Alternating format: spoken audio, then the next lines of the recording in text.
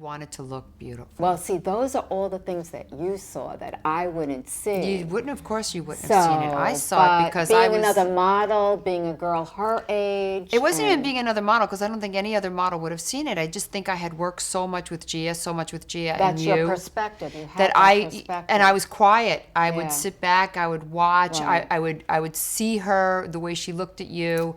So and there had to be an underlying reason for the underlying fury, tension. The because fury was she yeah. took so long to come out of her room because she was shy and she did feel that way about you and she just wanted to be perfect, and she came out smiling and she had this little pouch. Do you remember the little pouch? I remember the little and she pouch. was pulling her cigarette out of the pouch and the cigarette was hanging there like that. She was posing. And she was like, yeah, she was posing. And she came over and she put her arms around you, and then because she felt so much for you, she covered that by pretending to toss you in the pool. Right. Such an insight that really, from Carol's point of view, to talk about Gia from we're thinking that was 1980, the summer of 80. Summer of 80. And Jade Hobson was the editor. And Carol and I, while I was doing her makeup, we were sitting there, and all of a sudden Carol said, "Sandy, we should have all banded together." I don't know if you said we should have all banded together. I think we talked about how so But many it- people it say so many just- things about her that aren't true. Like there were track Right, marks. right. all this We stuff. also, I never we saw also anything agree on her. on a shoot.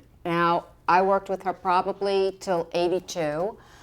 I never saw blood coming out off of her arm. Carol never did. We agree about that. Or track marks on her arm. She was always so beautiful. And she was always beautiful, but we're not disputing did she shoot heroin or not. We're just saying on a shoot, we just never saw any evidence of that. No.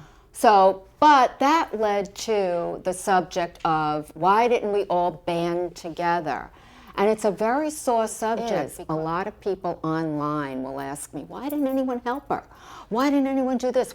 And first of all, they had to know Gia. And why I have Carol here is Carol is bringing out Gia's personality. There was no one, her mother, her father, who could take her by the arm and say, "We're going to lock you up till you stop this behavior." Actually, there was one person. Who?